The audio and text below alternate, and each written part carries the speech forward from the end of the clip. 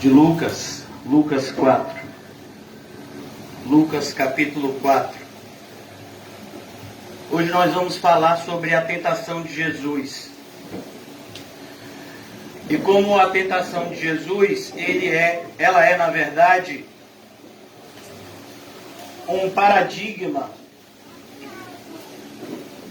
de tudo aquilo que nós enfrentaremos aqui na terra, da parte do nosso inimigo. Satanás, ao tentar Jesus, ele usa as suas armas mais poderosas.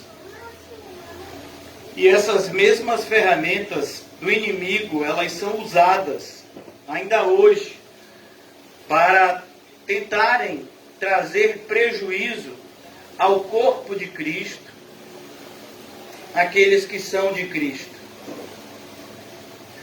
E o grande diferencial entre o fracasso e o sucesso nessa batalha é a frase que inicia o capítulo 4. Jesus cheio do Espírito Santo. Olhe como nós devemos enfrentar a batalha espiritual que nos é proposta. Nós devemos estar cheios do Espírito Santo. Uma passagem que trata explicitamente a respeito da batalha espiritual e das nossas armas de defesa, Efésios capítulo 6, perceba que em Efésios capítulo 5, o apóstolo Paulo usa uma linguagem extremamente semelhante à que nós vamos ver Lucas usar aqui. E ele diz no capítulo 5 de Efésios: não vos embriagueis com vinhos, que produz contendas e dissoluções, mas enchei-vos do Espírito Santo. E aí no capítulo 6, então, ele fala como nós devemos nos fortalecer no Senhor, na força do seu poder, para estarmos preparados para as armadilhas que inevitavelmente todos nós iremos passar. Não se engane, não existe um único cristão no mundo, nunca existiu e jamais existirá um cristão que não seja tentado e provado. A palavra tentação e a palavra provação, no original, elas são a mesma palavra. Mas nós percebemos que a aplicação, ela é diferente no texto. Nós somos tentados pelo mal e nós somos provados por Deus. E todas as duas, tanto a tentação quanto a provação, elas devem trazer benefício para a alma do crente. Pois todas as coisas cooperam para o bem, inclusive a tentação e a provação. E aqui com Jesus não foi diferente. Outra coisa que é importante nós notarmos aqui no texto, antes mesmo de nós adentrarmos nele, é perceber como termina o capítulo 3. Eu vou repetir e vocês já estão mestres, já são mestres em saber que a Bíblia ela não foi escrita como capítulos e versículos, mas como livros completos. E somente centenas, milhares de anos depois que ela foi subdividida dessa forma. Então, quando Lucas escreve o Evangelho, ele fala, no versículo 38 do capítulo 3, Cainã, filho de Enos, Enos, filho de Sete, Sete, filho de Adão, filho de Deus. E é importante que todos nós, ao meditarmos nessa passagem, que está aqui pormenorizada em Lucas, Mateus também traz um texto muito parecido, Marcos ele fala de maneira mais sucinta da tentação de Jesus. Mas é importante que nós saibamos que Jesus está aqui lutando, não somente por ele, mas principalmente por nós. A ideia da tentação de Jesus aqui no início do seu ministério é justamente mostrar como tudo aquilo que ele vai fazer a partir de agora nos beneficia. Assim como Adão foi representante de toda a raça humana, ele é representante, como Lucas fez questão de mostrar para nós aqui, Adão, ele é a semente de todos os seres humanos. Por mais que as pessoas tenham dificuldade de acreditar nisso, principalmente por conta do número de pessoas que habitam no nosso planeta, mais de 7 bilhões de pessoas, e aí você fica pensando, mas como assim 7 bilhões de pessoas? E aí a gente vai e olha para as características de cada povo e percebemos que eles são diferentes muitas vezes, fisicamente, seus costumes, mas a Bíblia nos diz de maneira inerrante que todos os povos procederam de um só ser, Adão. E eu gostaria de convidar vocês, antes mesmo de nós manejarmos essa seção da Escritura, capítulo 4 de Lucas, eu gostaria de convidar vocês a manejar comigo a carta de Romanos.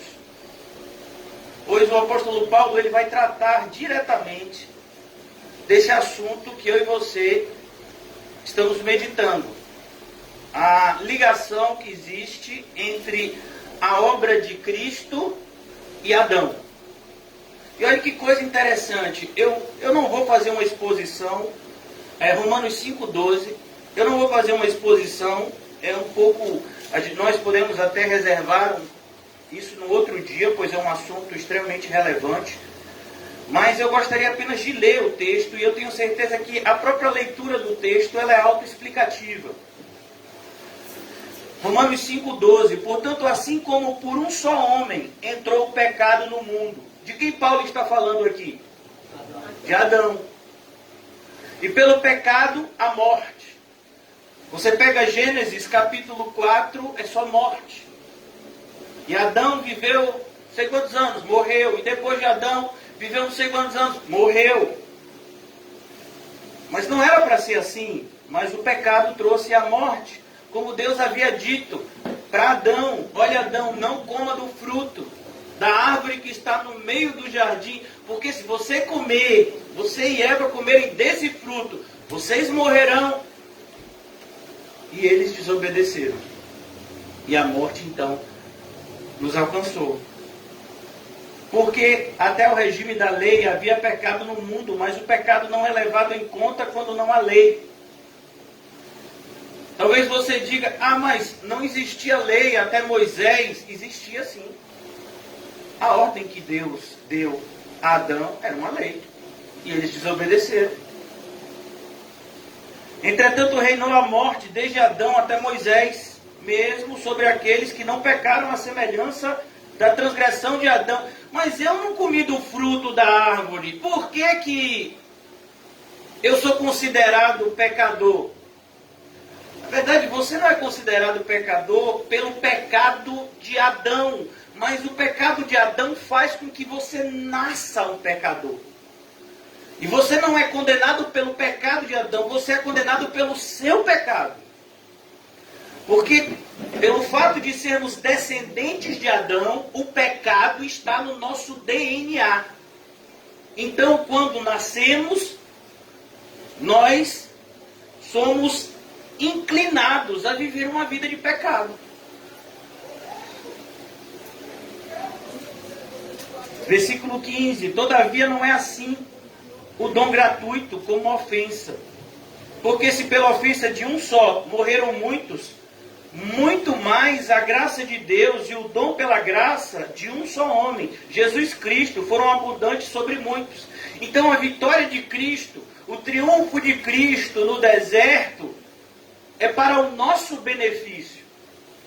Perceba que a obra de Cristo é uma obra não somente passiva, Cristo suportou a ira de Deus, mas é uma obra ativa. Cristo viveu uma vida perfeita e a perfeição dele nos alcança. Há uma substituição Cristo leva na cruz a nossa imperfeição para que nós sejamos alcançados pela sua perfeição, pela fé. Aqueles que creem nele, como ele, são feitos filhos de Deus. O dom, entretanto, não é como no caso em que somente um pecou, porque o julgamento derivou de uma só ofensa para a condenação. Mas a graça transcorre de muitas ofensas para a justificação. Cristo sofreu muitas coisas para que eu e você fôssemos justificados. Cristo passou por muitas coisas. Se pela ofensa de um e por meio de um só reinou a morte, muito mais os que recebem a abundância da graça e o dom da justiça reinarão em vida por meio de um só, a saber, Jesus Cristo. Olha como o nome de Jesus é repetido aqui, propositalmente pelo apóstolo. Pois assim como por uma só ofensa o assunto é repetido e repetido, veio o juízo sobre todos os homens para a condenação, assim também por um só ato de justiça veio a graça sobre todos os homens para a justificação que dá vida.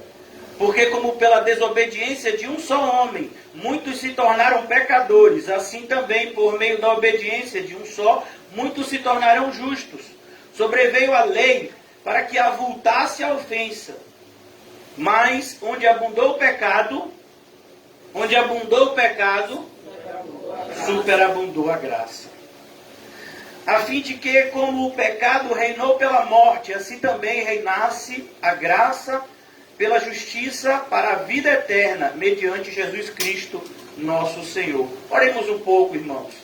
Ó, Pai amado e querido, a Tua mão poderosa nos conduziu até o Teu santuário, Senhor.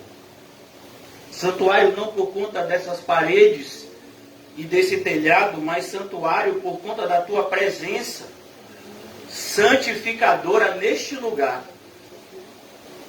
Quando dois ou mais se reúnem em Teu nome, o Senhor se faz presente. Quando a Tua igreja está reunida, o Senhor se faz presente.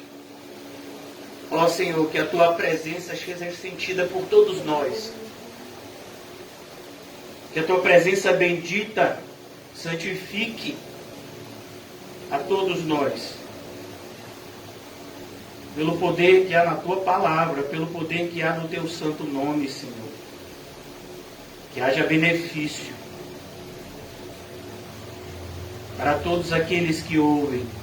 Benefício da salvação, da santificação, da regeneração, do amadurecimento cristão. Ó Senhor, como precisamos. Do avivamento espiritual, Senhor, que impede o esfriamento.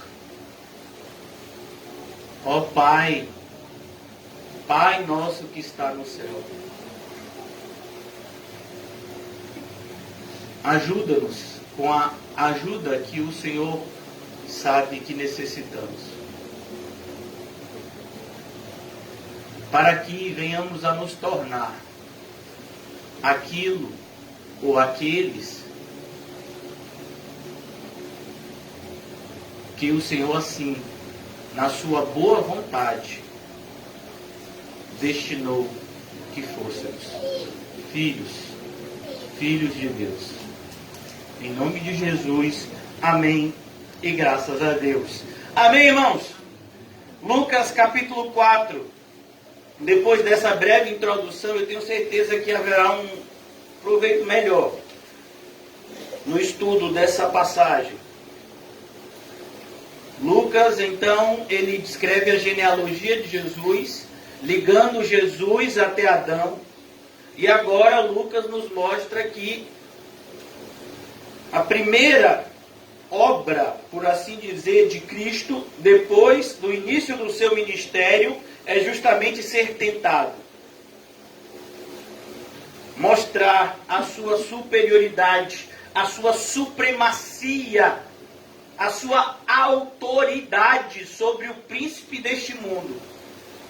Perceba, Satanás é chamado na Bíblia de o príncipe deste mundo. Amém? Mas nunca um rei. porque o rei só tem um, Cristo. Jesus cheio do Espírito Santo, versículo 1 do capítulo 4. Jesus cheio do Espírito Santo. Ele está cheio do Espírito Santo. Não houve um único momento da vida de Jesus que ele não estivesse. Cheio do Espírito Santo, ele voltou do Jordão, onde ele foi batizado por João, como nós já vimos nos versículos anteriores, e foi guiado pelo Espírito. Perceba, olhe que coisa interessante, olhe que informação que muitas vezes nos estarrece, que é o próprio Deus que leva o Filho de Deus, seu Filho, para ser tentado. E aí talvez você diga: pastor, quer dizer que Deus coloca Jesus na mão do diabo? Jesus nunca esteve na mão do diabo, ele estava na mão de Deus. Mas ele foi levado à presença do diabo para ser tentado. E perceba que na Bíblia essa não é a primeira vez que isso acontece. Aconteceu a mesma coisa com Jó. Ou vocês nunca leram em Jó? Que o diálogo entre Jó e Satanás é iniciado por Deus e não por Satanás. Quem toca no nome de Jó é Deus, não é Satanás. É Deus que diz: viste o meu servo Jó? Você viu? Aí então, Satanás, cumprindo o seu propósito e papel, ele contende com Deus e diz: também você protege Jó, é claro que Jó vai te obedecer. E aqui, Jesus ele é guiado pelo mesmo Espírito que o enchia. Terceira pessoa da Trindade, Deus Espírito Santo, guiou Jesus no deserto. E é importante você prestar atenção no deserto.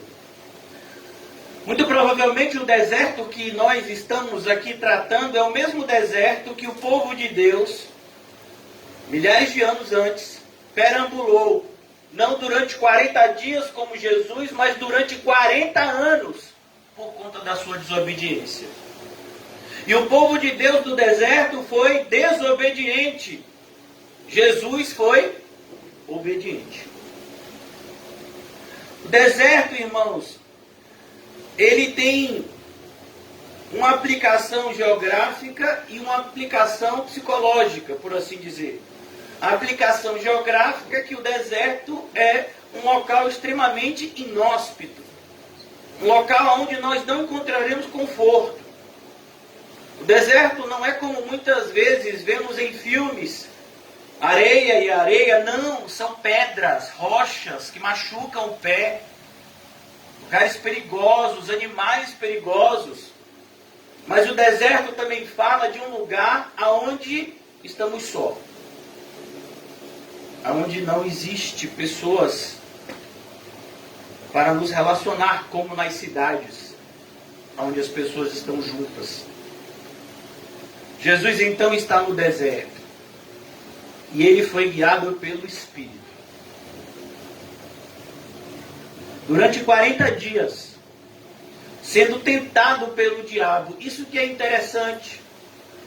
Jesus não foi tentado pelo diabo apenas nessas 3 tentações descritas aqui por Lucas.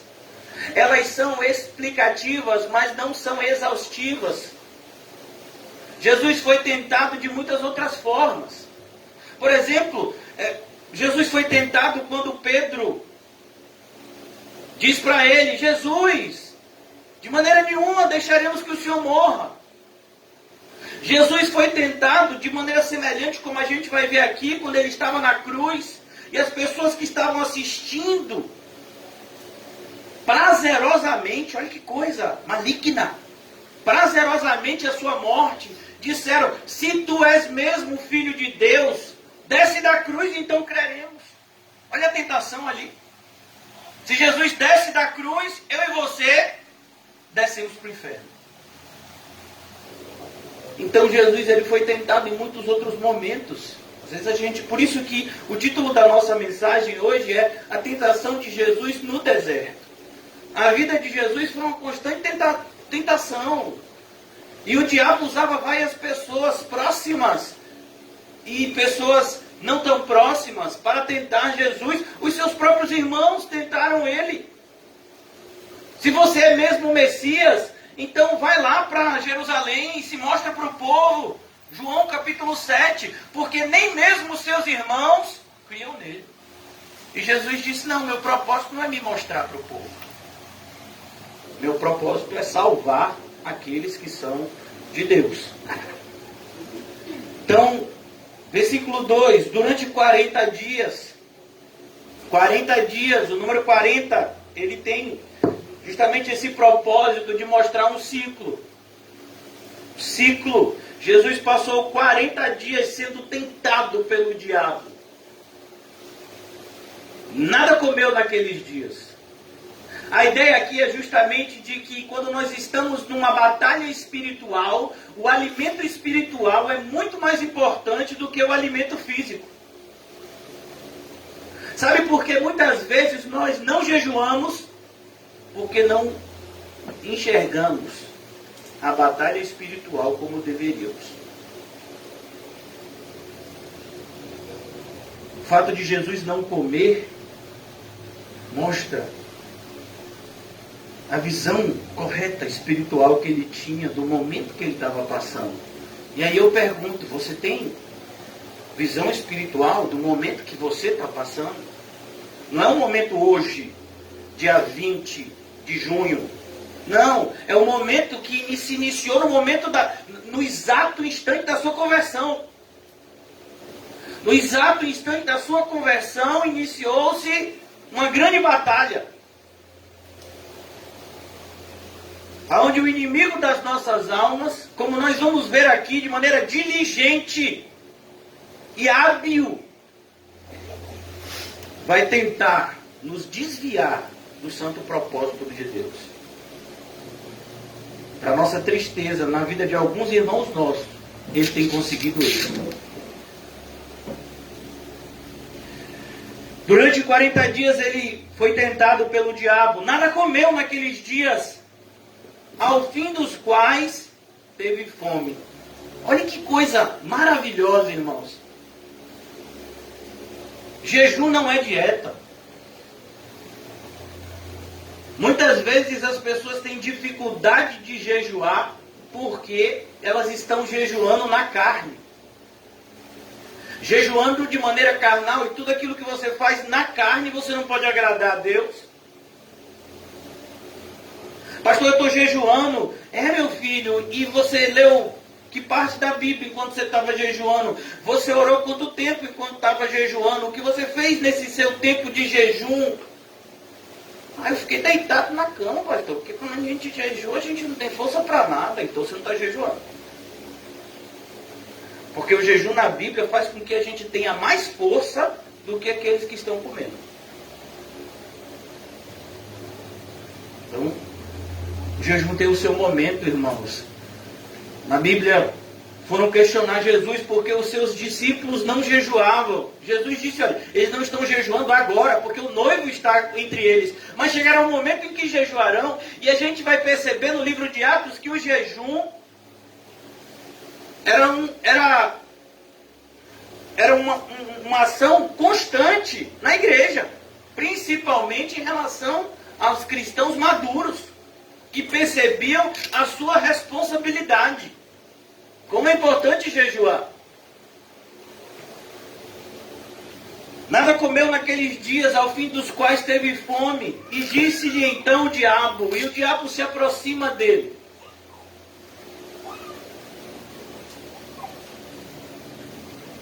Nesse momento, eu quero que você saiba algo que já foi dito aqui, mas para que isso fique claro. Jesus é 100% homem e 100% Deus. Quem está sendo tentado aqui é a parte humana de Jesus, pois a parte divina de Jesus jamais poderia ser tentada.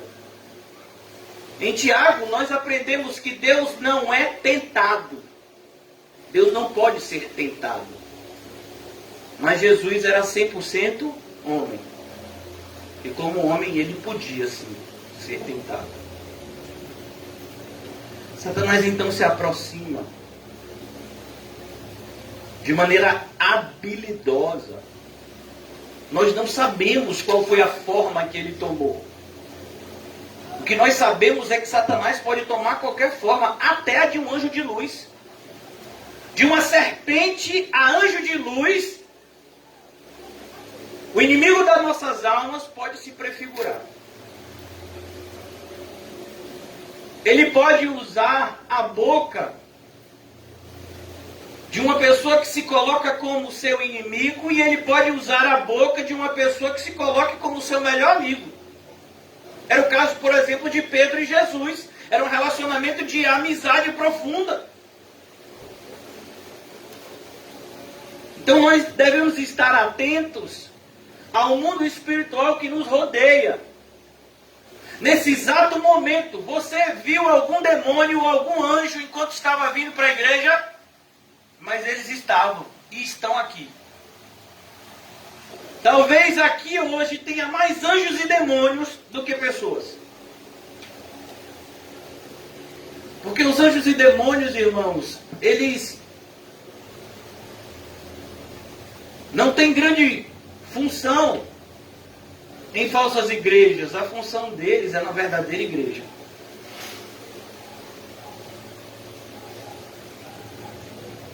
Nada comeu naqueles dias. E disse então o diabo: olha que coisa. Se és o Filho de Deus. Essa é a primeira tentação. Nem parece que é tentação. Ele ainda não falou da comida, ele não tocou em nenhum assunto. Ele simplesmente falou uma frase que está com essa palavrazinha, se, com esse condicionante, se você é filho de Deus. Mas até agora, irmãos, olha que coisa. No capítulo 3 de Lucas, Deus fala, quando Jesus é batizado, e diz o quê? Qual é a fala do Senhor quando Jesus é batizado? O batismo de Jesus. Versículo 22 do capítulo 3 de Lucas. E o Espírito Santo desceu sobre ele em forma corpórea de pomba, e ouviu-se uma voz do céu: Tu és o meu filho amado, em ti tenho prazer. Deus já havia dito isso. Aí você diz: pastor, isso aqui vale para Jesus, mas assim, eu nunca ouvi isso, pastor. Eu gostaria que vocês abrissem comigo no Evangelho de João, no capítulo 1, versículo 11. Amém? Lucas e João, capítulo 11. Ele veio para o seu. Seu aqui, irmãos, é o seu povo, por isso que está no singular. O seu povo, Israel. Ele veio para o seu, os judeus, o seu povo. E os seus, as pessoas do seu povo, não receberam. A grande maioria, é isso que João quer dizer aqui na redação desse texto. Ele veio para o seu povo, mas as pessoas do seu povo o rejeitaram.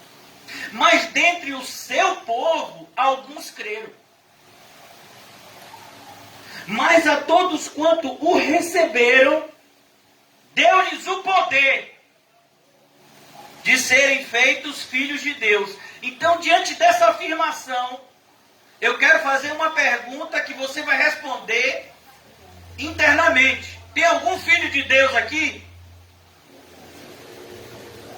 Porque o que diz se você é filho de Deus não é se você ouviu uma voz do céu.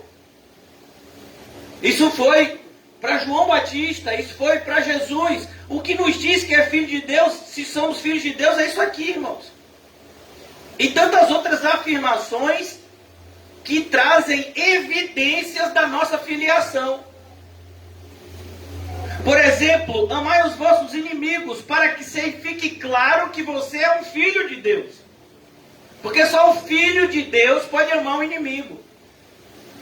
João diz aqui, mas a todos quanto receberam, deu-lhes o poder de serem feitos filhos de Deus, a saber, os que creem no seu nome, os quais não nasceram.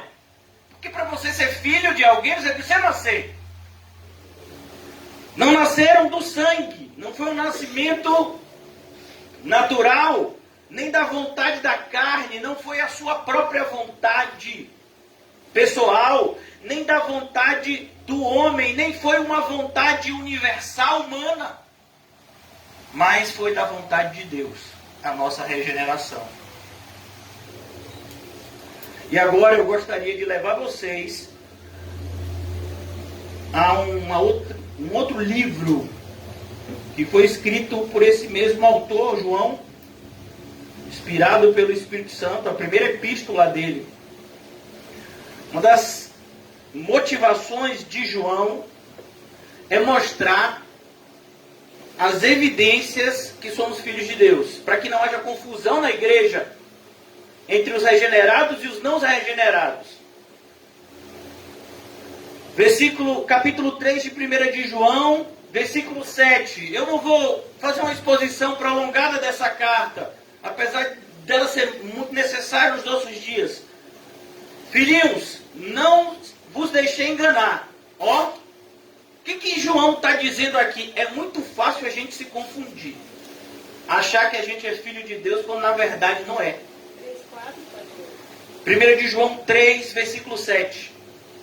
É muito fácil a gente se confundir.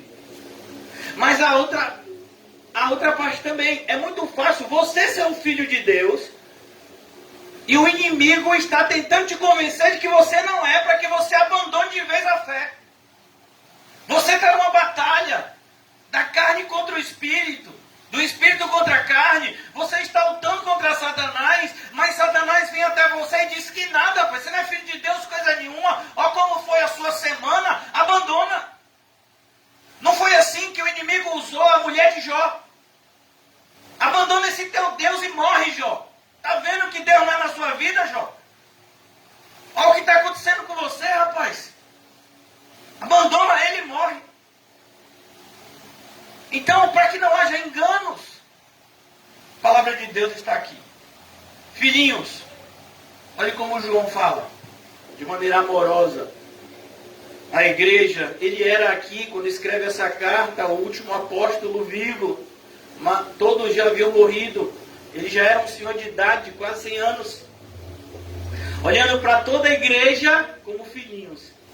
Ele que estava, no grupo dos primeiros cristãos, agora vê a igreja que cresceu tanto e ele olha, filhinhos. Não vos deixes enganar. Quantas vezes, irmãos, nós somos enganados? Talvez alguns de nós fomos enganados essa semana. Filhinhos, não vos deixe enganar por ninguém, pois a ideia é Satanás vai usar pessoas. Os demônios, eles influenciam pessoas, eles possuem pessoas. Um demônio não pode possuir um crente, mas uma casa vazia é possuída sim. E a possessão, irmãos, diferente do que Hollywood tenta nos ensinar, a possessão, ela não vai fazer necessariamente que você fale de maneira diferente, nem que você suba pela parede, porque a pessoa que teve mais cheia do diabo foi Judas Iscariotes e ninguém sabia. Saiu tranquilamente lá da ceia e foi até o Sinédrio, pegar lá os guardas que iam prender Jesus, de maneira completamente racional, tranquila. As pessoas mais cheias de demônios são pessoas que sentam do seu lado e você pensa até que é um santo. 2 Coríntios diz que os servos de Satanás se travestem, o verbo é justamente se disfarçam, de ministros, de servos de justiça. Então você olha, parece que aquela pessoa é correta. Mas aquela pessoa é um servo de Satanás. Você já imaginou isso? Olha, irmão, se a gente lesse a Bíblia com a seriedade que ela merece, a gente vive uma vida diferente. Filhinhos, não vos deixe enganar por ninguém, por ninguém. Aquele que pratica a justiça é justo. A gente tem vivido numa geração que o certo é errado e que o errado é certo. Você ir para a igreja domingo de manhã é fanatismo. Você encher a cara no sábado à noite é um direito constitucional. Não entendi.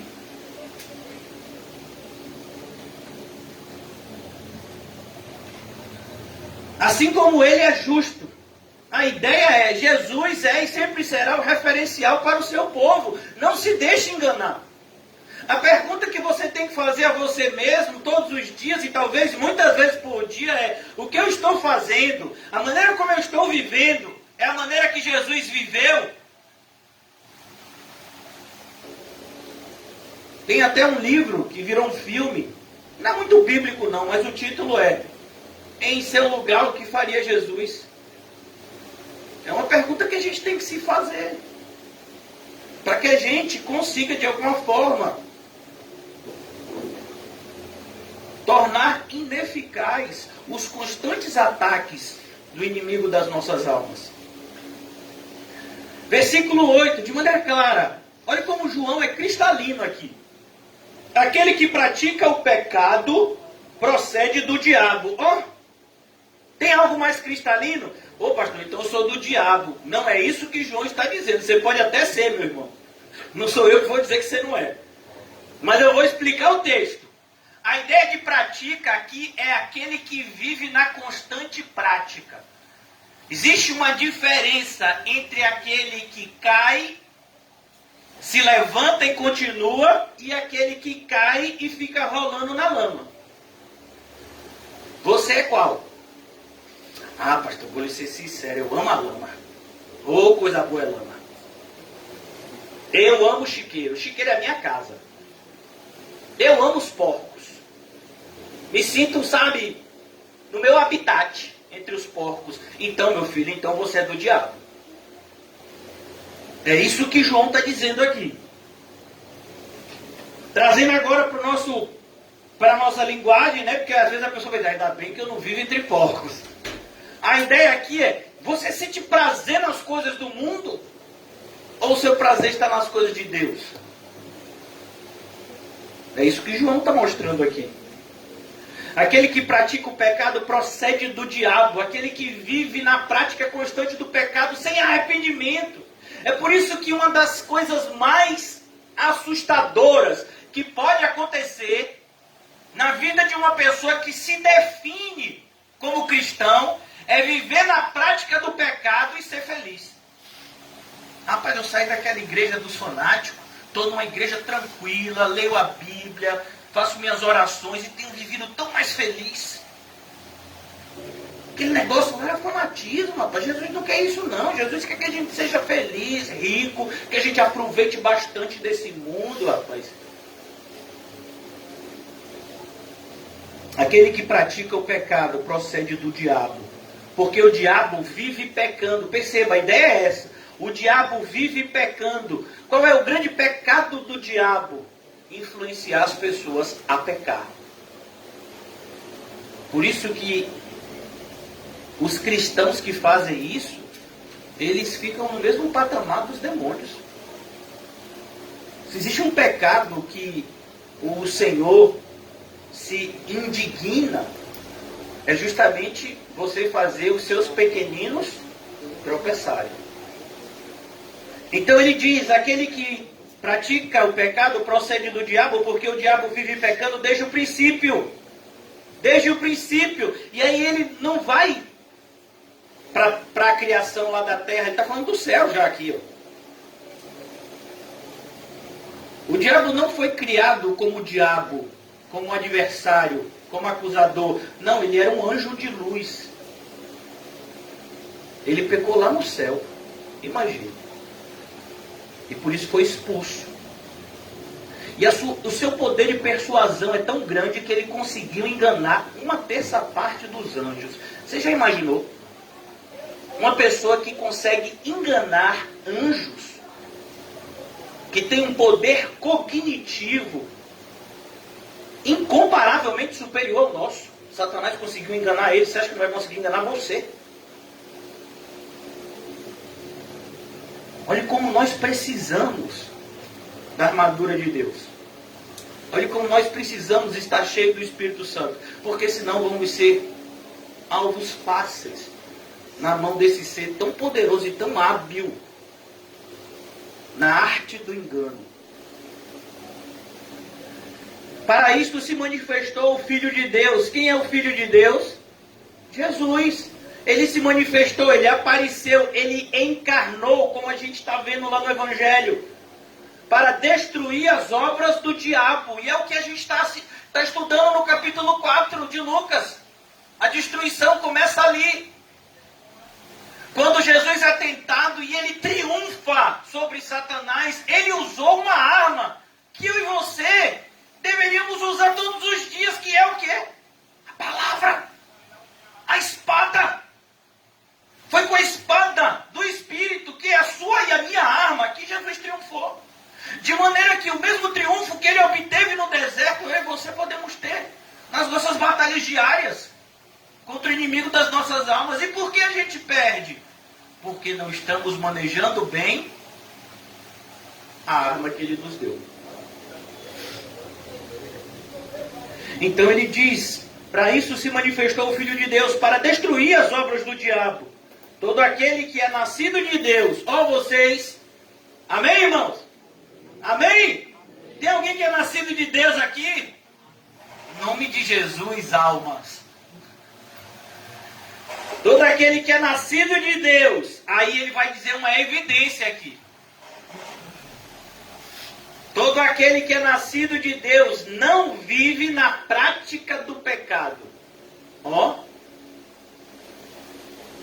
Não é que você não peca, você peca. Provavelmente você já pecou até aqui no culto, no pensamento. Mas você não vive na prática. No momento em que algo de errado acontece, no momento que você pensa algo de errado, que você faz algo de errado, a divina semente, que é o Espírito Santo, ele acende um alerta. Está errado, meu filho. Às vezes a gente até luta contra esse alerta, mas o alerta fica lá. Todo aquele que é nascido de Deus não vive na prática do pecado. Não é que não peca, ele não vive na prática, ele não fica feliz quando ele peca. Muito pelo contrário, o pecado traz uma tristeza para o Filho de Deus, enorme. Pois o que permanece nele é a divina semente. Essa semente, o Espírito Santo, que habita em nós, ele sempre nos alerta. É como, por exemplo, irmãos, você sabe o que é o vômito? É uma proteção do nosso organismo, inconsciente, que aquilo que a gente ingeriu faz mal para nós. Então o organismo expulsa. Todo aquele que é nascido de Deus não vive na prática do pecado, pois o que permanece nele é a divina semente. Ora, se esse não pode viver pecando, João quer deixar bem claro, não pode viver pecando. Ele quer deixar claro, você vai tropeçar. Levante-se, arrependa, se arrependa, produza os frutos dignos de arrependimento e continue a batalha. E se você tropeçar de novo, se levante de novo. E se você tropeçar de novo, se levante de novo. E se você identificar que é a mão, que é o olho, que é o pé, o que é que faz? Corta.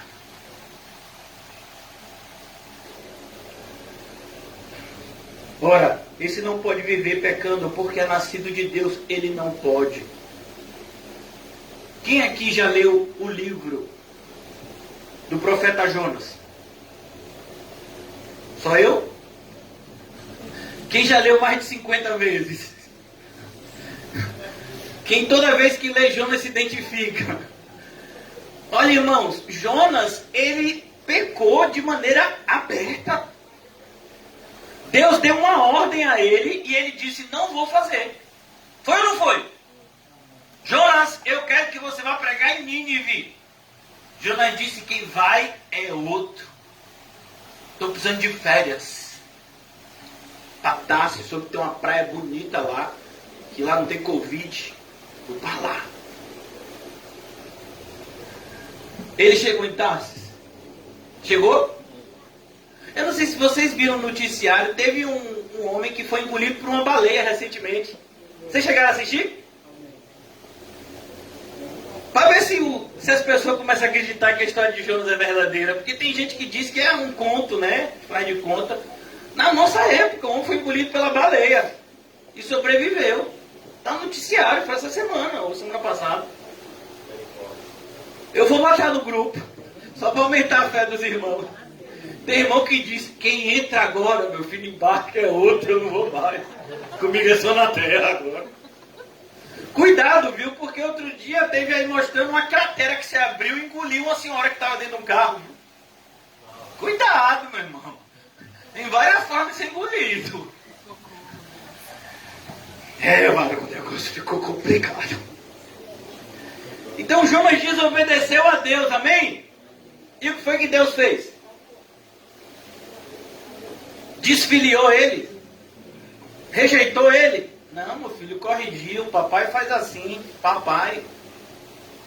Por isso que quando você orar com toda aquela fé que você tem, Pai, nossa, você olha para o pecado seu antes. Porque o Pai Nosso, quando vê o pecado seu, ele dá tempo para que se arrependa. Mas se não se arrepender, meu filho, vem a correção de papai. Para o nosso bem. Nisto são manifestos os filhos de Deus e os filhos do diabo. E essa palavra manifesto é uma palavra muito interessante. A palavra manifestar na Bíblia significa tornar evidente. A ideia daqui de João, 1 João 3,10, nisso são manifestos os filhos de Deus e os filhos do diabo. A ideia é que eles estão ali, você não percebe, mas de repente aparece. A gente vê esse mesmo verbo sendo usado para o Senhor Jesus. Aí se manifestou Cristo. Se manifesta a vontade de Deus. A ideia é essa. Ela estava ali, você que não via. É como o joio e o trigo. Eles estão ali muito parecidos, mas aí chega um momento em que o joio, ele começa a parecer joio e o trigo com trigo. No início eles são muito parecidos. Aqui João está dizendo, nisso são manifestos, é assim que a gente reconhece os filhos de Deus e os filhos do diabo. João está escrevendo essa carta para o mundo? É para o mundo? É para as pessoas que não conhecem a Cristo que João está escrevendo? É as pessoas que não conhecem a Cristo que ele chama de filhinhos? Não, João está escrevendo para a igreja, mostrando que a igreja tem muitos filhos do diabo. E eles não estão lá perdidos, não. Foi o diabo que os plantou lá. Para que eles tentem destruir a casa de Deus. Aí você diz, mas o diabo sabe que nunca vai conseguir destruir a casa de Deus. Meu filho, você acha que o diabo não sabia que ele nunca conseguiria triunfar contra Cristo? Mas mesmo assim ele tentou. Então cuidado. Pois nesse exato momento, o diabo está tentando destruir a nossa congregação. Já tentou durante muitas vezes e agora está tentando mais ainda. Nisto são manifestos os filhos de Deus e os filhos do diabo. Todo aquele que não pratica a justiça, todo aquele que não vive retamente, todo aquele que não vive de acordo com a palavra de Deus. É isso que João quer dizer. Se você prestar atenção na carta toda, você vai ver, por exemplo, como ela termina. Filhinhos, fugir dos ídolos. João está dizendo, cuidado com a tentação de você criar um Deus segundo a sua própria conveniência. Um Deus que aceite o pecado. Todo aquele que não pratica a justiça não procede de Deus, não vem, não se iluda, não é de Deus. Determinadas pessoas não são de Deus. Ah, pastor, pode ser que essa pessoa venha a ser? Pode.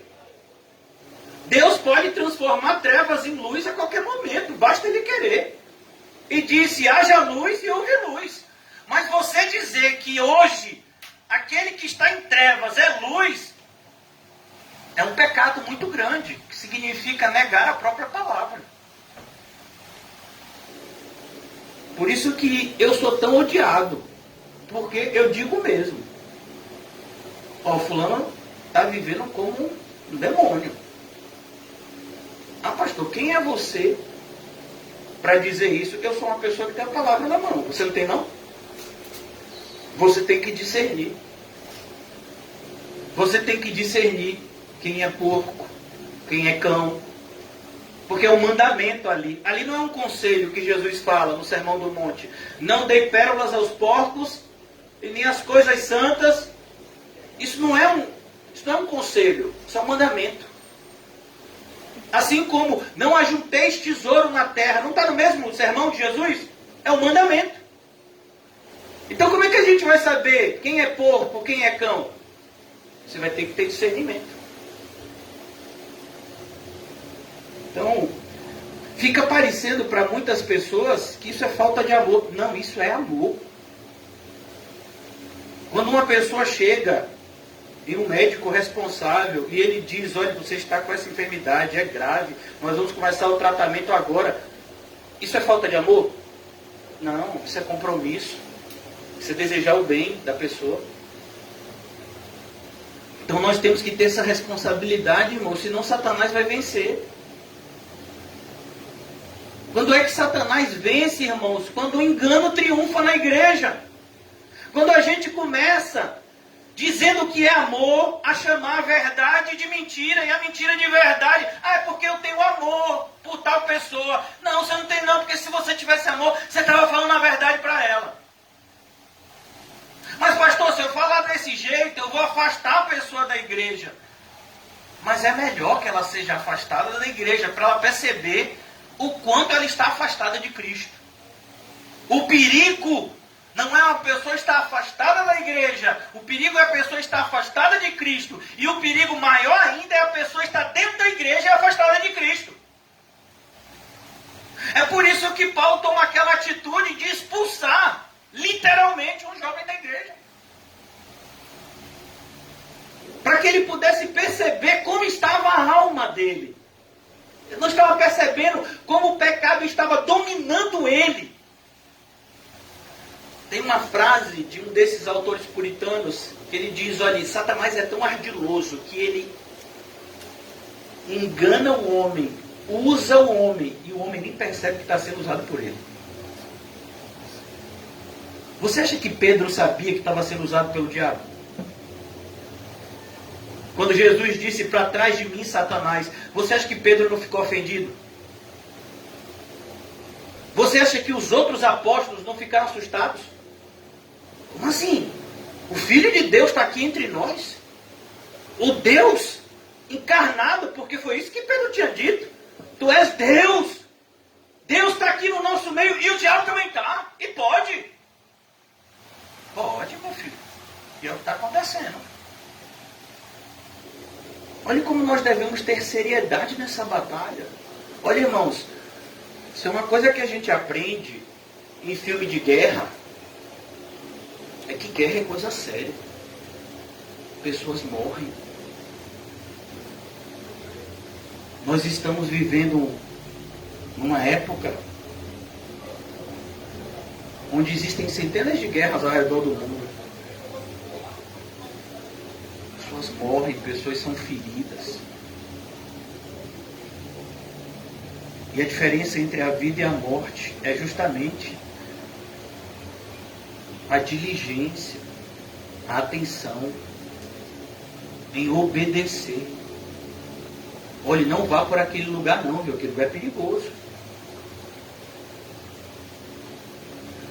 Concluindo aqui, para que nós possamos voltar ao nosso texto e concluir, como a gente não vai concluir o texto todo hoje, provavelmente vamos trabalhar ele durante a semana. Nisto são manifestos os filhos de Deus e os filhos do diabo. Todo aquele que não pratica a justiça não procede de Deus, nem aquele que não ama a seu irmão. E aí João deixa bem claro. Ó, o amor. Cadê o primeiro amor? Pastor, ele passou por aqui. Estou atrás dele. Prega ele. Ô pastor, mas dá um trabalho esse negócio de ficar no primeiro amor. Meu filho, vai dar muito mais trabalho é você estar no inferno querendo sair de lá, porque aí você não vai conseguir. Sem o primeiro amor, você vai para lá. Porque o primeiro amor é o único. A ideia de primeiro é o verdadeiro. Por isso que está lá como o primeiro.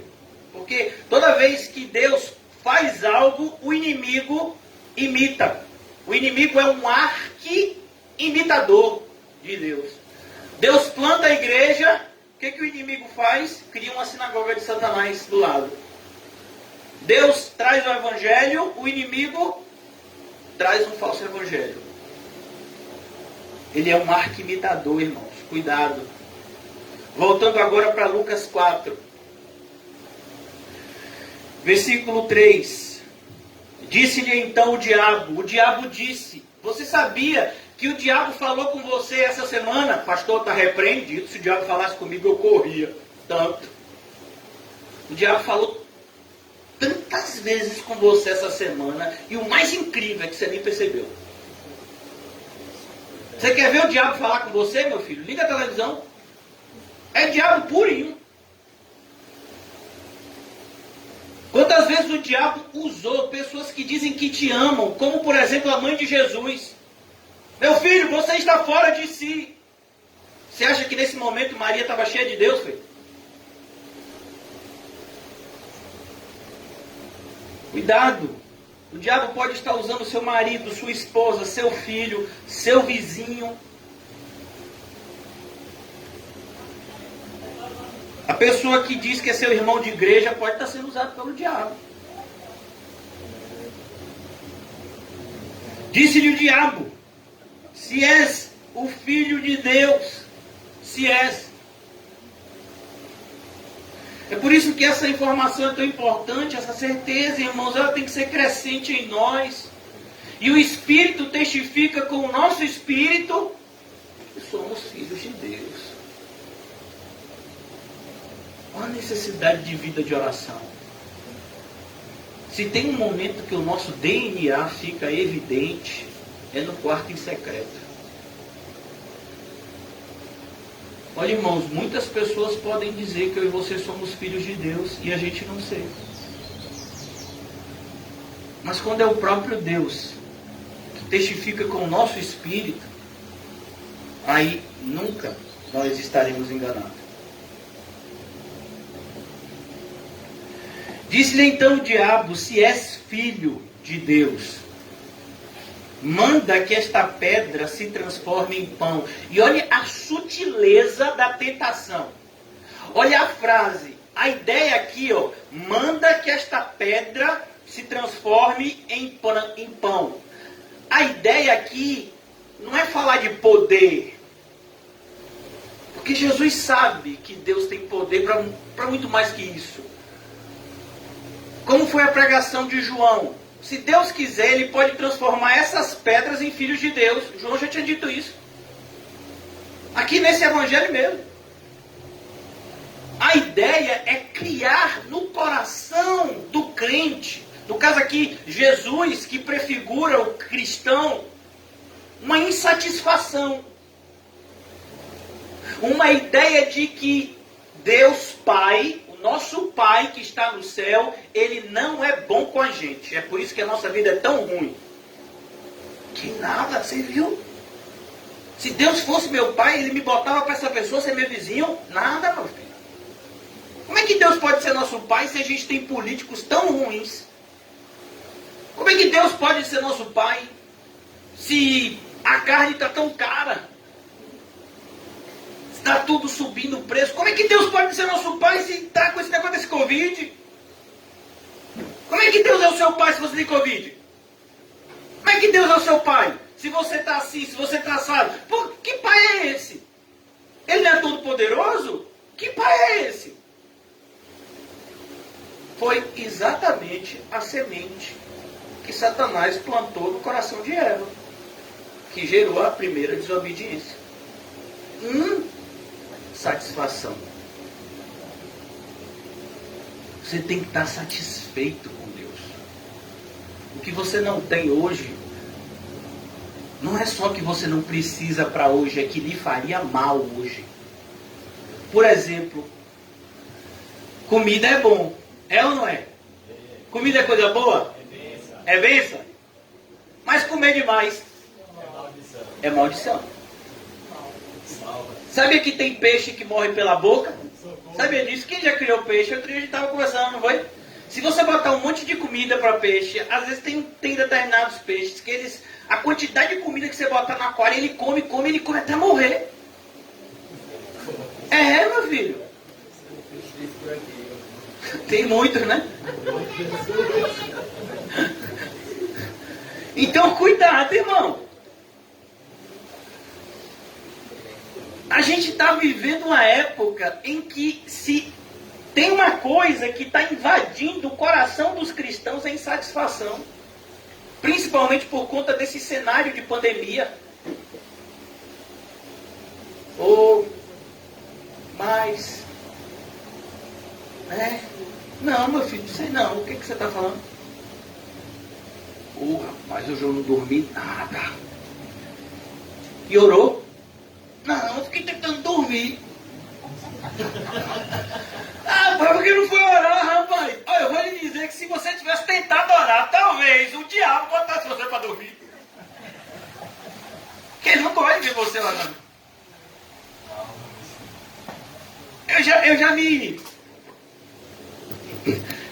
Eu já aceitei que de sábado para domingo, meu filho, Deus não quer que eu durma.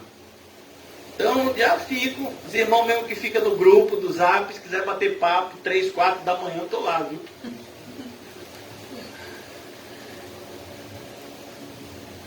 Satisfação.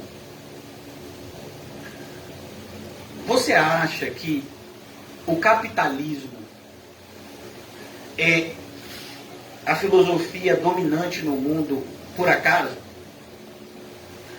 Existe um grande grupo de pessoas, quando eu falo grande, assim, muitas pessoas na igreja que são totalmente contra o comunismo, porque, né, uma das coisas assim do regime comunista é que o regime comunista, na filosofia do comunismo, religião é algo ruim, então eles são contra qualquer tipo de religião, inclusive o cristianismo.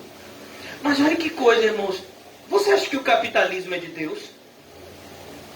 Se o capitalismo é a filosofia que incentiva você a amar o dinheiro e aquilo que ele proporciona, e Jesus diz que o amor ao dinheiro, Jesus não, Paulo fala sobre isso, mas com o Espírito cheio do Espírito Santo, o amor ao dinheiro é a raiz de todos os males. O que Jesus vai dizer, não ajuntei para vós tesouro na terra, mas o que o capitalismo te ensina é exatamente o contrário.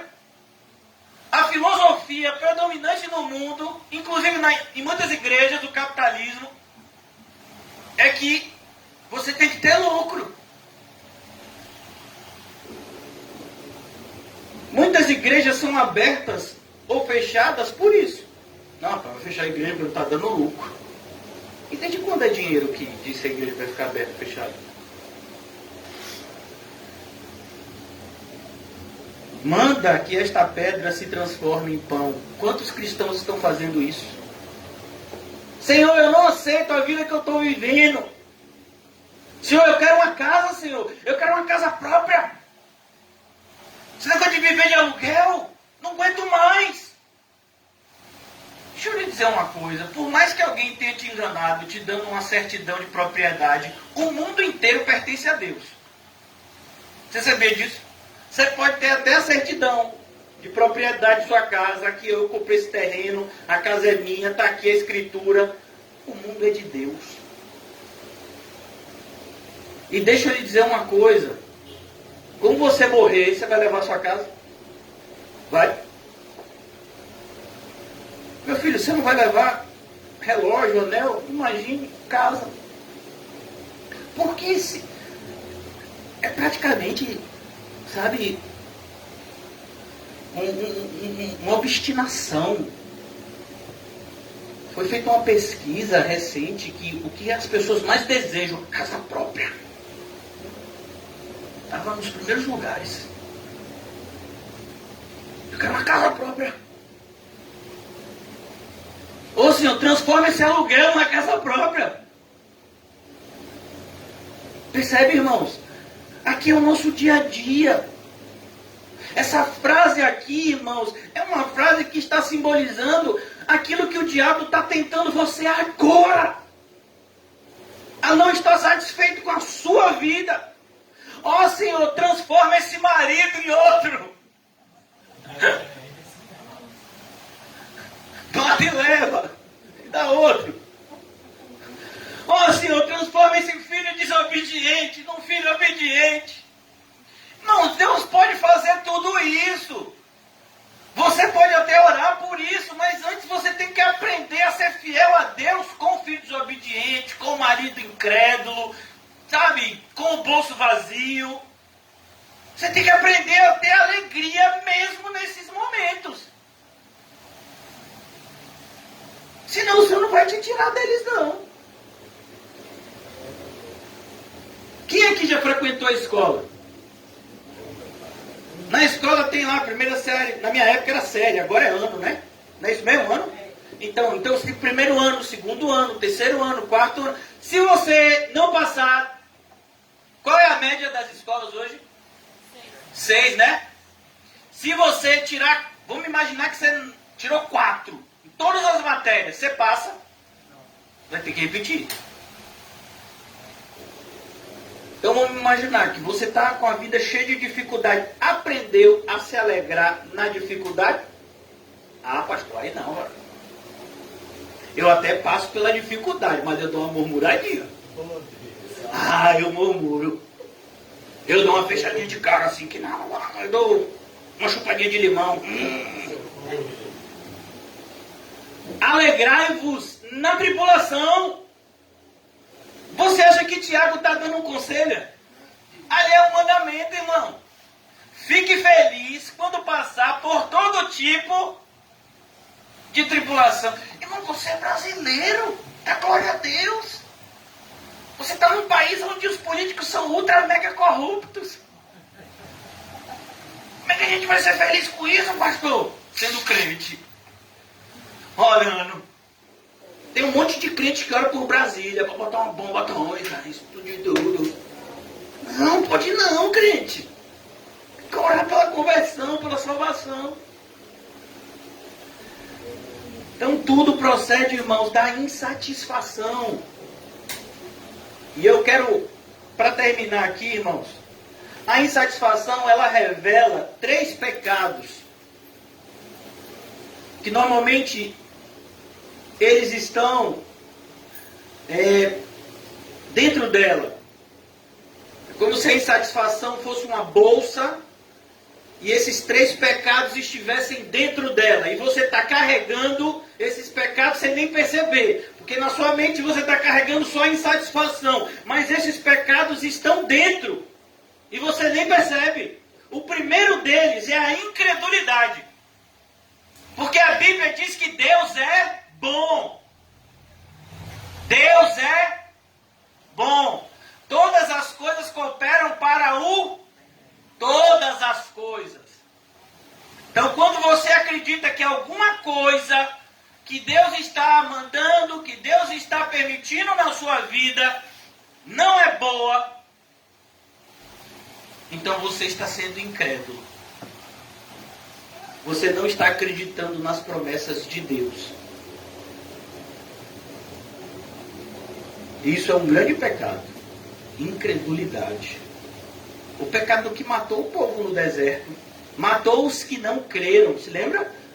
Paulo, inclusive, vai falar sobre isso como um exemplo para nós em 1 de Coríntios. E os que não creram ficaram mortos no deserto. Nesses 40 anos que eles ficaram perambulando lá. Por isso que quando você está insatisfeito, um dos grandes... Por que eu estou revelando essas coisas aqui, irmãos? Eu não sou eu que estou revelando, é a Bíblia. Porque O remédio é justamente o oposto. Então, se a insatisfação traz consigo a incredulidade, como é que eu vou vencer a insatisfação? Por meio da fé. Eu vou acreditar que Deus é bom, que aquilo que eu estou passando é para o meu bem, que eu tenho que aprender a dar glória a Deus, mesmo quando eu boto R$50 na carteira, e aí quando eu boto a mão no bolso de novo, eu descubro que a calça estava furada e os R$50 foram embora. Glória a Deus. Por quê? Porque os irmãos da igreja é tudo crente. Se alguém achar o dinheiro, vai me devolver. Aqui na igreja não tem ninguém que diz que achado é perdido, que nada, essa igreja aqui não, você tem crente fiel. E quando um crente aqui acha alguma coisa no chão, procura o dono. É ou não é, irmão? Sim ou não? Aí, tá vendo?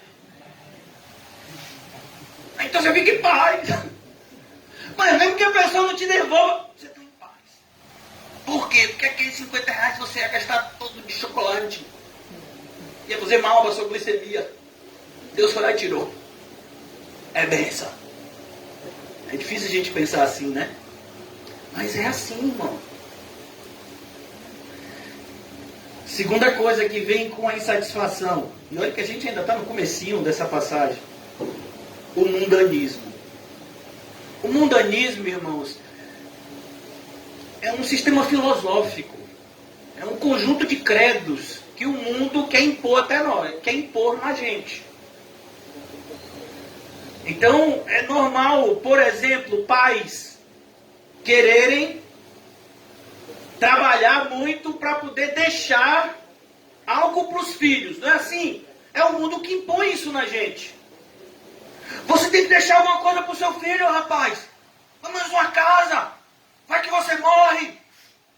E aí o menino vai ficar sem nada. Faz um seguro de vida. Faz um plano de aposentadoria. Alguma coisa. Porque se você faltar um dia, seu filho... Sabe qual é o grande bem que a gente pode deixar para os nossos filhos? Nosso testemunho. Mas o mundanismo vai sempre no contrário.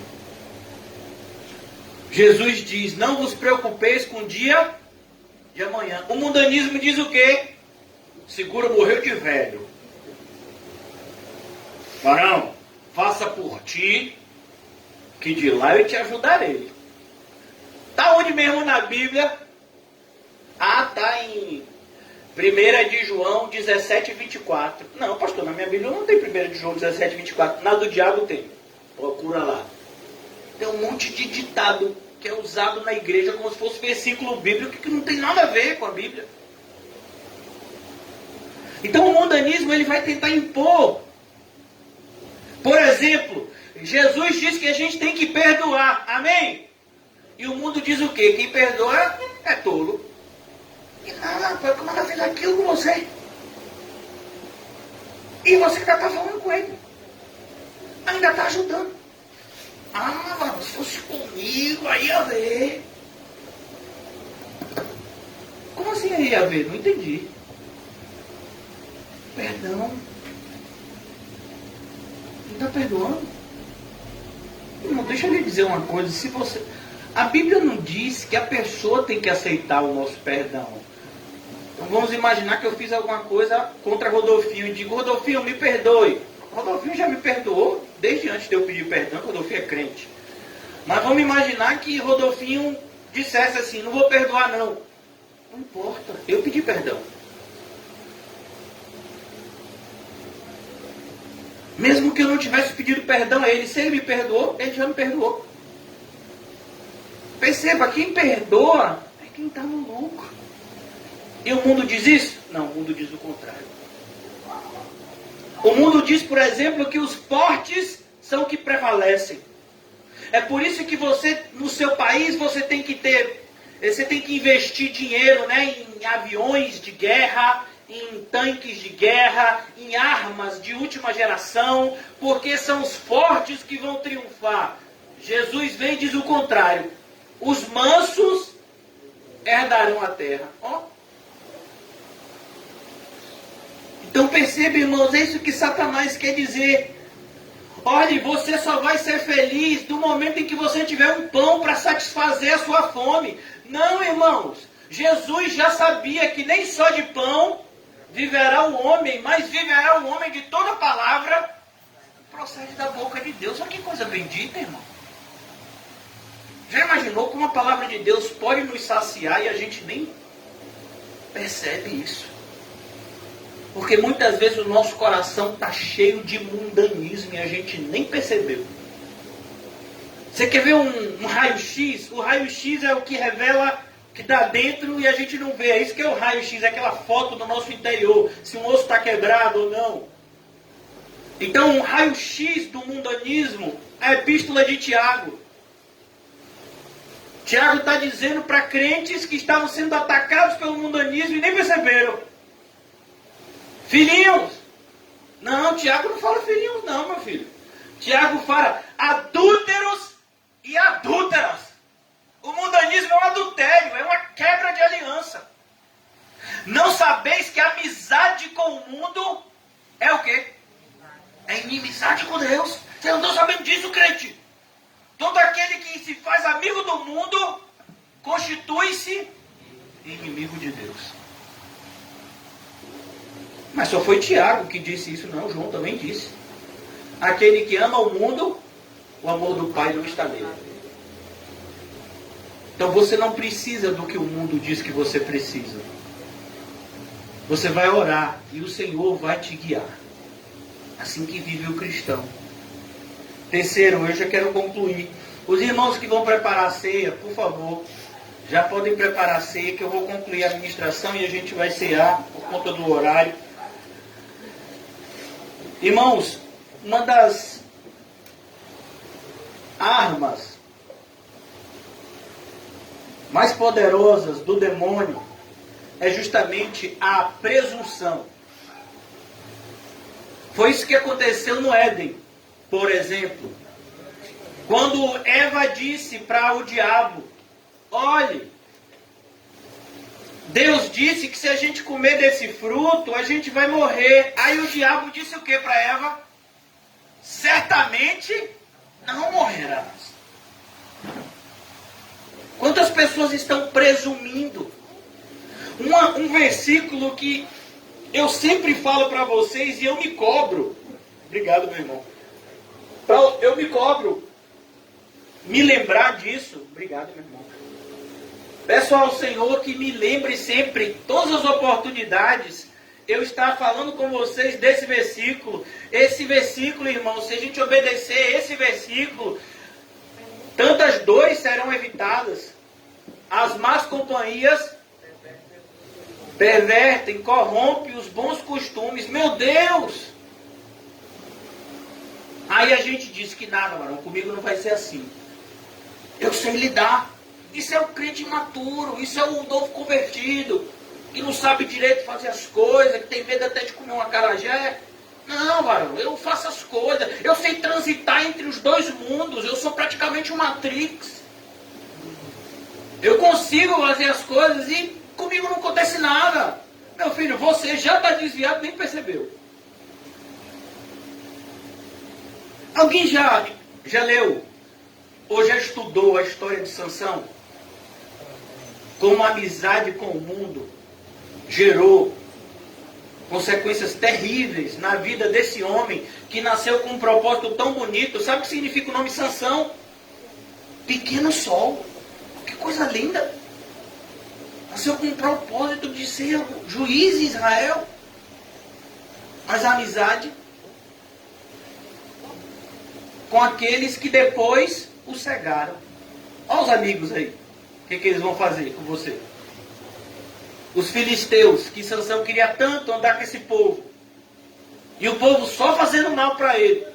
Quis se casar, aí deram a mulher dele, primeira mulher dele para outro, ele ficou indignado. Depois ele se enamora com Dalila. E aí, você já sabe o que aconteceu com ele. Meu filho, não ame o mundo e nem nada do que existe nele. Porque quem ama o mundo, o amor do Pai, não está nele. Mas a gente muitas vezes sabe disso, mas aí vem a presunção. Comigo não. Eu consigo. A Bíblia está dizendo que vai acontecer isso, mas comigo vai ser diferente. Como tem tantos cristãos, eles não falam. Mas foi feita uma pesquisa, irmãos, alguns anos atrás, por uma ONG, a respeito dos brasileiros. Você sabia que 100% dos entrevistados no Brasil achavam que estavam indo para o céu? Os crentes, dentre eles, né, cristãos, dentre eles católicos e protestantes. Vem cá, meu irmão, você acha que você vai para o céu ou para o inferno? Eu disse que não sou muito bom, mas para o inferno também eu não vou não. Aí a Bíblia diz, a porta estreita, inclusive aqui a gente tem um irmãozinho que já me ensinou isso essa semana, Bodocó Mirim. Ele disse, olha pastor, eu falei o seguinte, ele evangelizando, que evangeliza. A porta larga leva para o inferno, viu? A estreita que leva para o céu, lembre disso. Eu lembrei. É ou não é? Não foi o que você falou? Aí, foi, falou. Mas a gente pensa que pode, eu não vou andar pela larga. Eu vou andar pela meia. Aí a gente cria uma terceira porta, que nem na Bíblia está. Olha, eu não sou assim um crente de primeira divisão. Mas eu também não sou de quarta divisão, varão. Eu sou tipo segunda, sabe? Faço uma jogada bonita, mas de vez em quando eu perco assim 3, 4, né? Mas eu tô lá no jogo. Não tá nada, meu filho. Eu fui reprovado. Isso é presunção. A presunção vai condenar tantos. Olha que coisa. É isso que Jesus quer revelar para a gente no Sermão do Monte. Perceba que todos esses pecados são combatidos no Sermão do Monte. Jesus vai falar da presunção no final do Sermão do Monte. Muitos naquele dia me dirão, Senhor, Senhor, o que é isso? Presunção. Ah, eu sou filho de Deus. Claro que eu sou. Pratiquei todas as obras de justiça. Não, você praticou trapos de imundície. Porque você nunca se arrependeu, você nunca viveu nas pegadas de Jesus. Então a presunção, irmãos, é extremamente perigoso. Por exemplo, presumir que a pedra é melhor do que pão sem Jesus. Sem Jesus, as duas coisas são a mesma coisa. Porque sem Jesus, tudo é nada. Então não tem diferença se você tem 100 milhões na carteira ou R$0 na carteira. Se você está sem Jesus, meu filho, você não tem nada. Agora, se você tem Jesus, você tem tudo que você precisa. Mesmo que externamente você pense que lhe falte alguma coisa. A gente pode pedir em oração. Pedir em oração, irmãos, é totalmente diferente de insatisfação. Pedir em oração é uma prova de que nós confiamos que tudo que temos e somos provém de Deus. Por isso, se eu creio que eu preciso de algo, a minha dependência, a minha suficiência em Cristo vai me fazer pedir para Ele. Eu não vou buscar conquistar com o meu braço forte. Nem vou buscar conquistar por meio de homens. Não, eu vou pedir ao Pai, porque eu dependo dele. Mas perceba, não é por uma insatisfação, não é por uma incredulidade, mundanismo, presunção. Não, muito pelo contrário, é por fé. Porque o meu pai disse que se eu tivesse precisando de alguma coisa, eu fosse até ele e pedisse. Então eu creio que eu preciso de alguma coisa. Estou pedindo para o Senhor, Pai. Mas não é incredulidade, mundanismo, presunção. E eu quero concluir, irmãos. Já vou até fechar aqui, por causa do horário. A gente podia conversar tão mais, mas Deus sabe de tudo. Nós vamos ceiar. E hoje eu vou fazer questão de abrir em 1 Coríntios capítulo 11.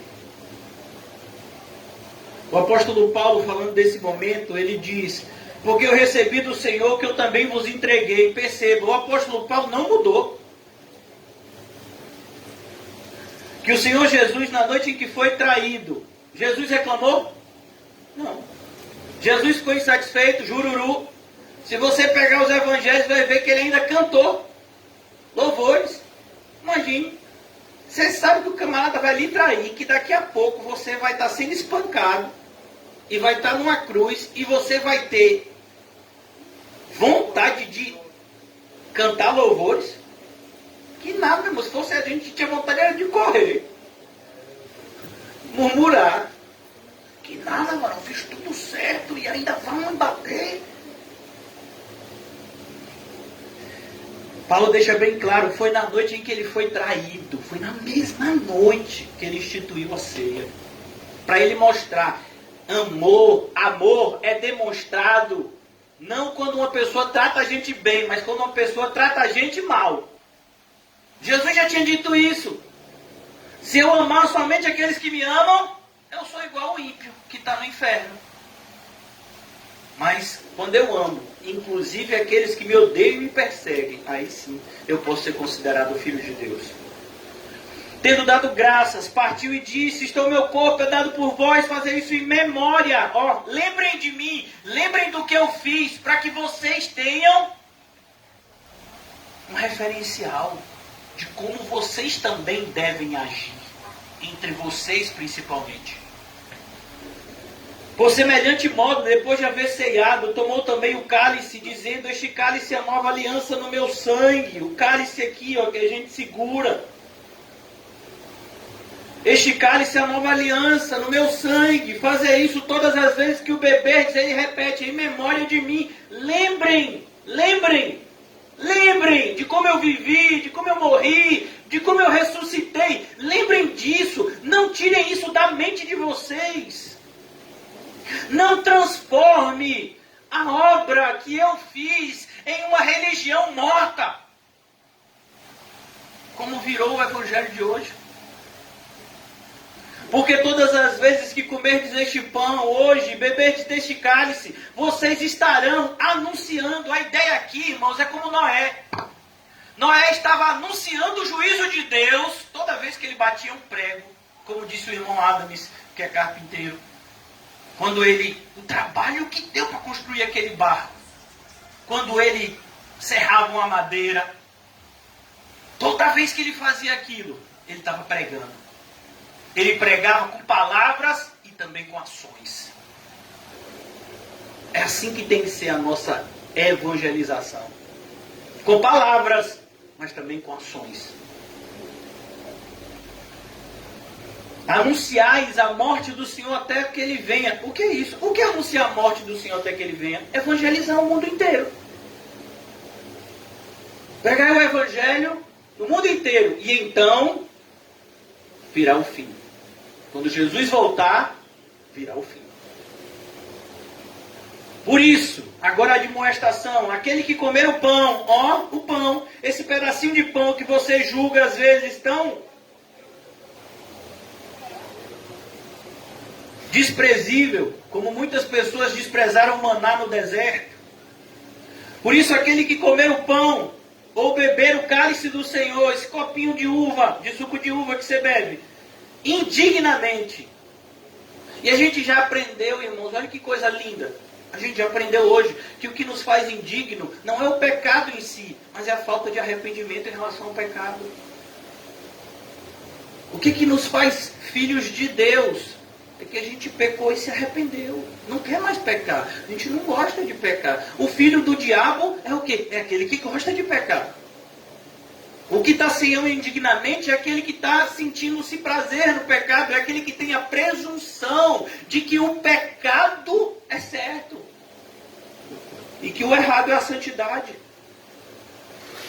Isso é ceiar indignamente. Será réu. A ideia de réu é que será culpado. Do corpo e do sangue do Senhor. Você vai ser culpado da morte de Cristo. A morte de Cristo, irmãos, ela beneficia pecadores arrependidos, mas ela aumenta a condenação dos pecadores que não se arrependerem.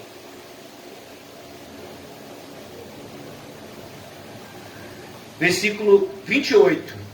Olha a responsabilidade pessoal aqui. Examine-se, pois, o ser humano. Quando fala de homem aqui, não está falando de gênero. É o ser humano. Examine-se o ser humano, homem e mulher. A si mesmo. É você que tem que se examinar, irmão. Você que sabe o que está se passando na sua mente. Eu posso e vou te repreender se eu ver você fazendo alguma coisa de errado. Essa é a nossa função. Devemos cuidar uns dos outros. Mas existem coisas que você e eu podemos fazer errado e que nenhum está vendo, porque está aqui dentro. Mas a gente sabe, porque o Espírito Santo incomoda. Examine-se o homem a si mesmo e assim coma do pão e beba do cálice. Olha que coisa linda. Eu me examino e aí eu vi que tem coisa errada. O que é que eu faço? Me arrependo em pó e cinzas. E eu aceito o perdão de Deus. Se é uma das coisas que Satanás quer impor na mente do cristão, é o sentimento de culpa. O sentimento de culpa não vem de Deus. O que vem de Deus é arrependimento. A ideia de que o que a gente fez é errado, não porque a sociedade diz que é errado, porque desagrada a Deus. Então a gente se arrepende. Mas se eu me arrependi e acredito que Cristo morreu pelos meus pecados, então eu fui o quê? Perdoado. Eu posso comer do pão e beber do cálice com alegria. Como os judeus festejaram a Páscoa. Não sei se vocês já viram no Antigo Testamento e também no Novo. Era uma festa extremamente celebrada. A libertação do povo da escravidão. A gente foi liberto do pecado. Como é que a gente não vai comemorar? É uma celebração. Então a gente come esse pão e a gente bebe esse cálice como de fato é a melhor refeição do mundo. É essa que a gente vai fazer agora. É tão pequenininha, é tão singela, mas é a mais saborosa e é a que mais fortalece.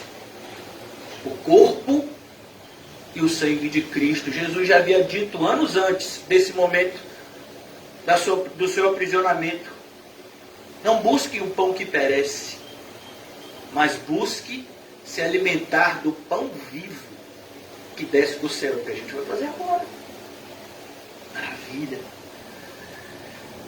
Mas ele diz também: pois quem come e bebe sem discernir, sem analisar, que esse momento que a gente está tendo agora é bom, mas ao mesmo tempo é um momento sério.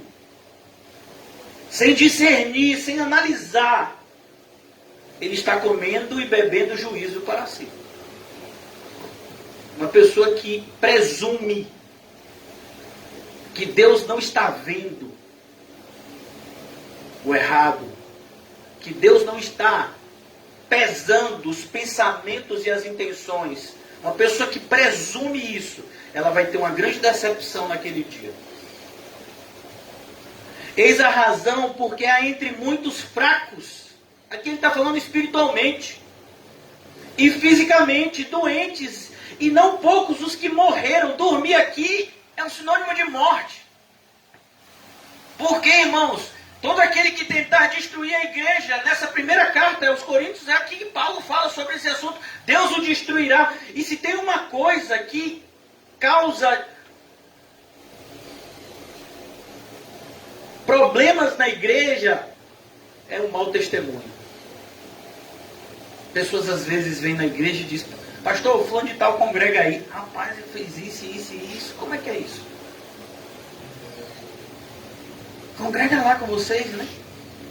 O irmão até congrega, mas não está seguindo a orientação. Porque isso que ele fez, ou isso que ela fez, não é o que a gente ensina. Se você quiser, você pode ir até lá aprender. Porque se nos julgássemos a nós mesmos, não seríamos julgados. Mas quando julgados, olha que coisa linda, a disciplina santa de Deus na vida daqueles que realmente são seus. Mas quando julgados, somos disciplinados pelo Senhor. para não sermos condenados com o mundo. É assim que a gente ceia. Isso é o que? Filiação. Mas a filiação, a certeza da filiação também traz para a gente, irmãos, a responsabilidade. Nós não somos filhos de um falso Deus. Nós somos filhos do único e verdadeiro Deus, o Criador do céu e da terra, o Criador de tudo que existe e que existiu. É o nosso Pai. Isso tem que trazer ao nosso coração e mente responsabilidade. Por isso, irmãos, movidos por esse sentimento de gratidão, mas também de responsabilidade, comamos e bebamos para a glória de Deus.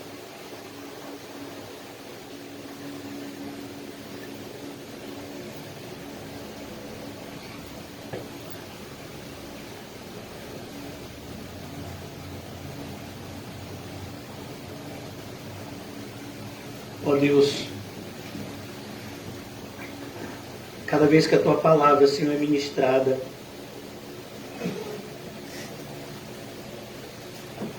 Teu Santo Espírito, Senhor, vivifica ela no nosso interior e nós podemos enxergar o longo caminho que ainda temos que percorrer. Mas ao mesmo tempo, Senhor, ficamos alegres, pois esse caminho que antes estava fechado para nós agora está aberto. Foi aberto pelo Seu sangue, Senhor Jesus. E nós não temos medo de percorrer esse caminho, por mais que ele tenha perigos. Não temos medo, Senhor, pois o Senhor está conosco. E o Senhor nos disse que ainda que haja vales sombrios, tenebrosos, a Tua companhia nos dará coragem, fé, paz e tudo o que necessitarmos para completar a carreira. Ó Senhor Jesus, guarda a nossa pequena congregação, Senhor. Guarda, Senhor, esse bairro. Ó Deus, o Senhor nos plantou aqui no Alto das Pombas. O Senhor tem dado tantos testemunhos que é vontade Tua que estejamos aqui apregoando as Tuas verdades e que vidas serão salvas neste lugar, que é uma escada para o céu. Pessoas serão regeneradas aqui e serão transportadas das trevas para a luz. Não nos deixa, Senhor, nos amedrontar com as ameaças e afrontas, mas que a certeza e a convicção do chamado que recebemos nos motive a sermos cada vez mais fiéis e fervorosos no ministério que o Senhor nos entregou. Ó Deus, visita a irmã Osana, Senhor.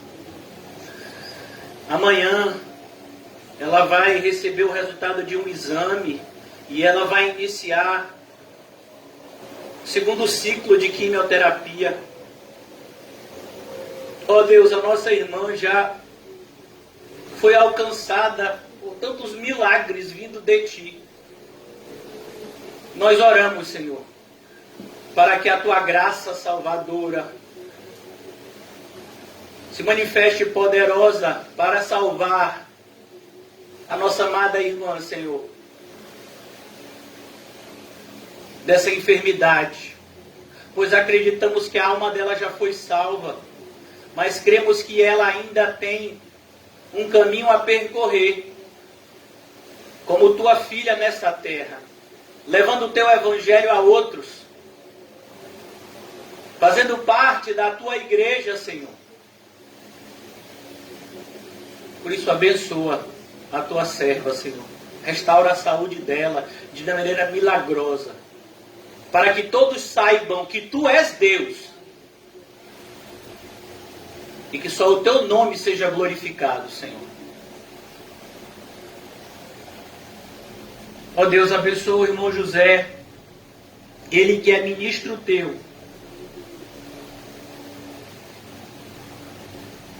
Que o Senhor confirme cada vez mais o chamado, Senhor, na vida dele. Encha ele com o teu Santo Espírito, para que, assim como vimos hoje, ele possa triunfar sobre todas as provações e tentações que ele há de passar. Eu oro, Senhor, pelos teus obreiros, que o Senhor levantou nessa congregação, Senhor. Que como os primeiros diáconos, eles sejam cheios do Espírito Santo. E que esse encher do Espírito Santo seja visível. Ó Senhor, eu oro por aqueles meus irmãos amados, irmãs na fé, que estão se esfriando. Aviva, Senhor, a tua obra. Aviva, Senhor. Abre os nossos olhos espirituais, Senhor. E nos mostra diante dos obstáculos que enfrentamos, que aquele que está conosco é muito mais poderoso do que aquele que vem contra nós. Dai-nos, ó Pai, uma fé crescente e frutífera, Senhor. Abençoa a nossa semana. Ajuda-nos a sermos fiéis em tudo o que formos fazer nessa semana, Senhor. Que tenhamos a consciência de que só devemos fazer ou não fazer algo se for para a tua glória. Ajuda-nos a completar a carreira, Senhor, combatendo o bom combate e guardando a fé. Em nome de Jesus, amém e graças a Deus. Que o amor de Deus o Pai, que as doces consolações do Espírito Santo e que a graça maravilhosa do nosso Senhor e Salvador Jesus Cristo esteja sempre conosco. Nós dizemos uma salva de palmas ao Senhor.